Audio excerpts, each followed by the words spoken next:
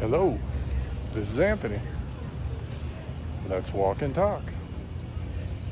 So we did a video on how to tell whether you were in alignment. And as sometimes it happens, I felt called to talk about how to tell if you're in alignment in your relationship. This one is a bit more nuanced and a bit different because you see, when you begin to understand the alignment aspect of self, then you begin to understand that the alignment aspect with those that mirror and reflect versus project, how that then affects your personal alignment. Now, the reason that this is important is because, some people will say, hey, I want to find a partner, I want to find a mate that when I get in a relationship with them, it's easy. But for anyone who's ever been in a long-term relationship, here's one thing you can attest to. It's never easy. Why? Because generally speaking, in the beginning, especially as you're beginning to heal yourself, you will reflect you will attract all of those reflections who will show you exactly where you're at on your journey. And the purpose of that really is to, again, help you to see the spaces that still require your attention for healing. See the different aspects of self that have yet to be discovered. What do I mean by that? Well, here's what I mean by that. I mean that when you understand that all aspects of you from 0 to 7 pretty much is programmed, and that is through relationships with parents, that is through your environment that you grow up in, your culture. And then you get to a space where you start to question some of those things. You start to question, why is it that I believe this? Why is it that my culture follows this? Why is it that my parents did this? And then you find yourself in a space where you begin to take the shine off of people. You take the shine off of family members and friends, and not because you're trying to find fault in them, but as you begin to heal and you begin to see aspects of you that were unintentionally programmed into you, you start to see the aspects of your parents that were unhealed. And it's not, again, on this channel, there is no judgment. There is no good or bad. There just is. And it's important to understand when that quote-unquote shine comes off, it doesn't change the fact that they were amazing people. They did their best to raise you. But as you begin to grow up in a world, you'll see, especially as you have your own kids, how the same things that you had to experience, you then project upon your children. Now, why is any of this important? Why are we talking about being in alignment in relationships?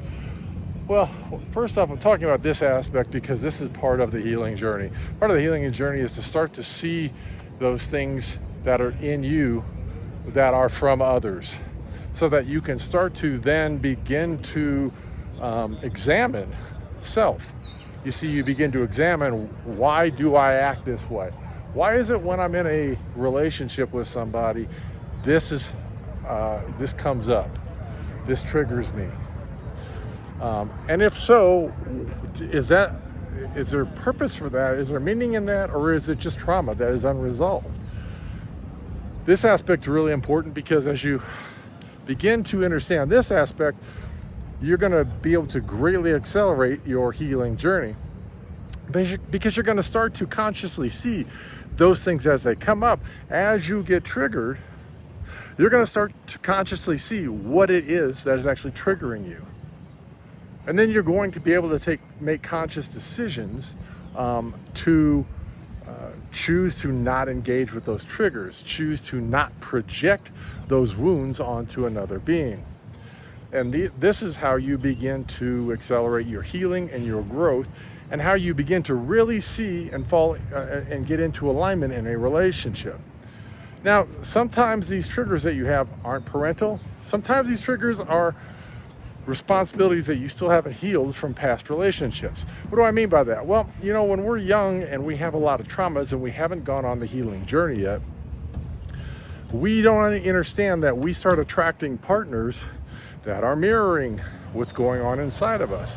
Now, the victim portion of most people will just say that person's a narcissist or that person just wasn't a good person.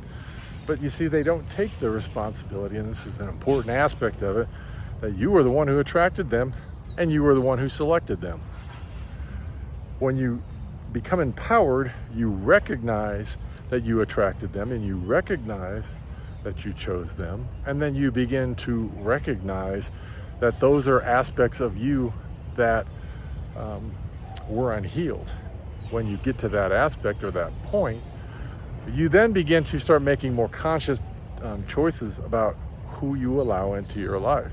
Now, relationship alignment is important. In the last video, we talked about, internally how it feels. Obviously, this is very nuanced when it comes to relationships. The reason it is so nuanced in relationships is because you have an aspect of another being that you've chosen, that has chosen you. And sometimes things that don't appear to align you isn't because you're not aligned. It's actually because they have aspects that are coming up that require attention and healing. And as anyone knows who's gone on the healing journey, these things don't happen like that overnight. You don't suddenly go, oh, I see it, I'm healed, it's better.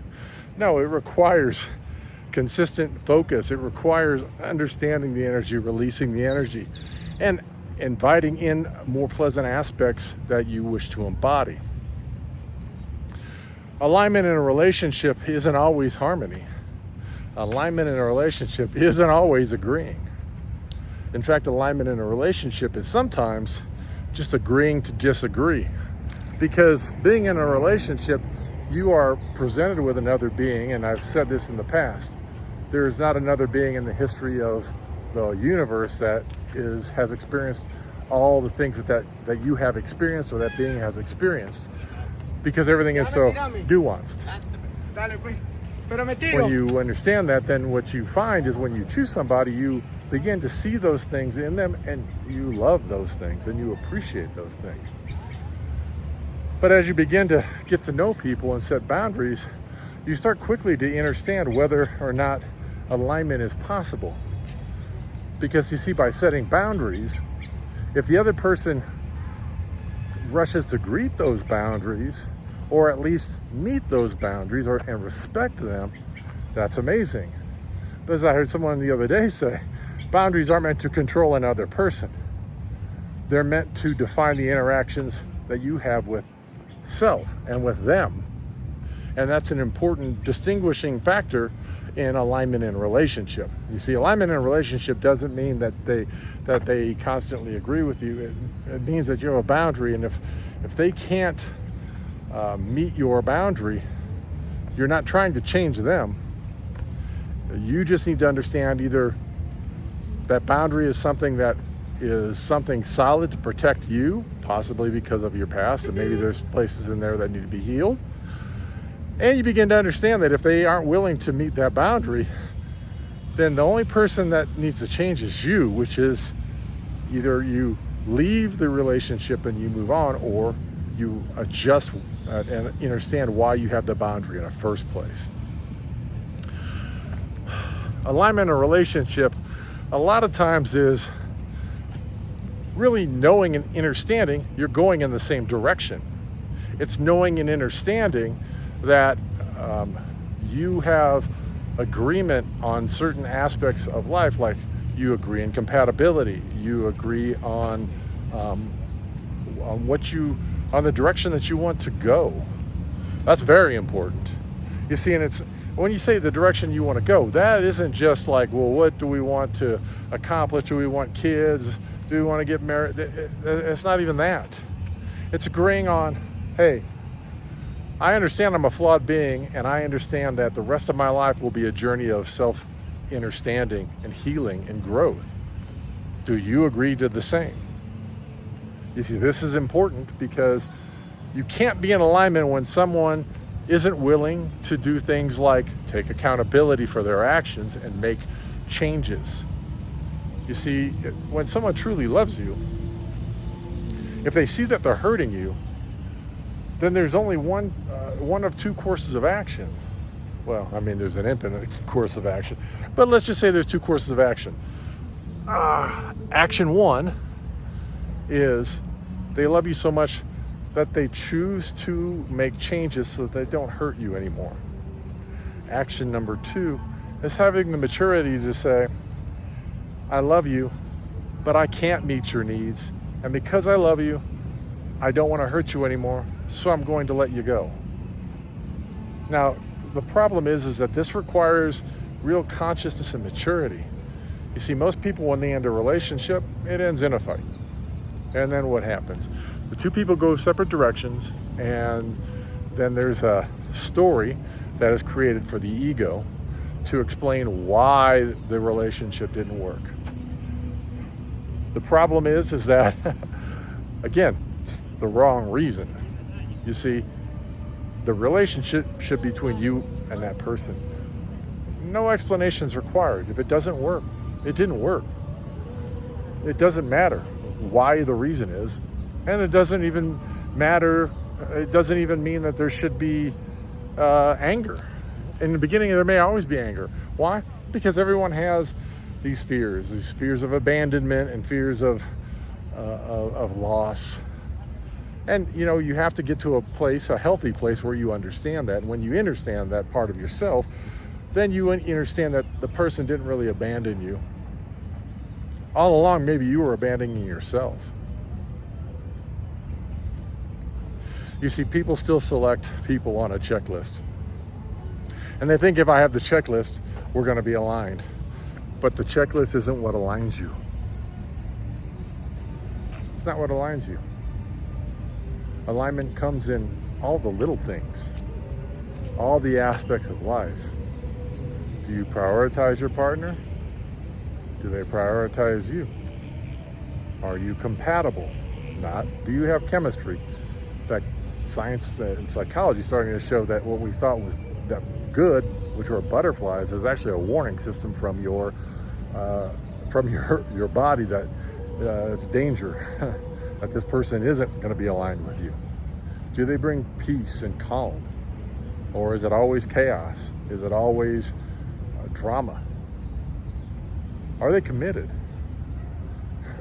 And it's, you know, one of the most important things, an aspect that I'm having to very much learn in relationships, is do their actions match their words? You see, most people, it's easy to say the words, much harder to carry out the actions. Peace and calm are important, but those aren't just the only thing that let you know whether you're aligned in a relationship. It can be one aspect, but it's not the whole picture. You see, again, it's very nuanced. And it's important to understand as you're taking this journey and as you're choosing a partner.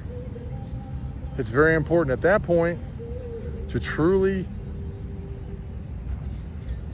look at self, to truly look into your own heart and decide, am I ready for this? Am I ready to be vulnerable? Am I ready to communicate? Am I ready to share my emotions?